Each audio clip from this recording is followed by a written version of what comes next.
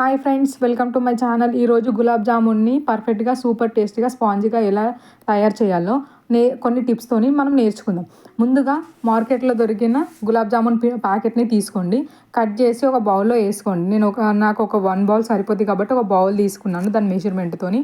ఇప్పుడు అందులో కొన్ని వాటర్ ఆర్ కాచి చల్లార్చిన మిల్క్ని యాడ్ చేసుకుంటూ దాన్ని మంచిగా మెత్తగా మిక్స్ చేయండి. ఇప్పుడు అందులో కొంచెం ఆయిల్ కూడా వేసి పక్కకు పెట్టండి. ఒక 10 మినిట్స్ అట్లా పక్కకు పెట్టేసి 1 కప్ ఆఫ్ పిండికి నేను 2 కప్స్ ఆఫ్ షుగర్ తీసుకున్నాను.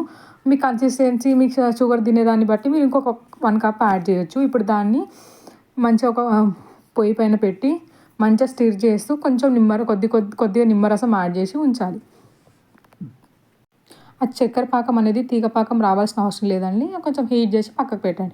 ఇప్పుడు నేను చూపించినట్టు కొద్దిగా పిండి తీసుకొని దాన్ని మంచిగా రౌండ్గా చేసుకోండి. సైజ్ అనేది మీ ఇష్టం అండి. మీకు ఏ సైజు నచ్చితే ఆ సైజ్ని బట్టి చేసుకోండి. నేనైతే రౌండ్ షేప్గా చేసుకున్నాను. సో ఇట్లా మొత్తం మృదువుగా ఇట్లా బాల్స్ లాగా చేయాలి. మరీ ఒత్తి చేయకూడదు. జస్ట్ లూజ్గానే రౌండ్గా ఎలాంటి క్రాక్స్ లేకుండా చేసి పక్కకు పెట్టుకోవాలి. ఇప్పుడు వేడిగా ఉన్న ఆయిల్లో మనం చేసిన బాల్స్ అని అందులో వేయాలి. కాకపోతే మీడియం టు లో ఫ్లేమ్ మధ్యలోనే దాన్ని హీట్ చేయాలి. ఈ హీట్ చేసినాక మంచిగా బ్రౌన్ కలర్ లాగా వచ్చినాక ఏం చేయాలంటే తీసి మనం ఇందాక ముందు పెట్టినాం కదా కాచి చల్లార్చిన షుగర్ సిరప్లోని యాడ్ చేసేసేయాలి.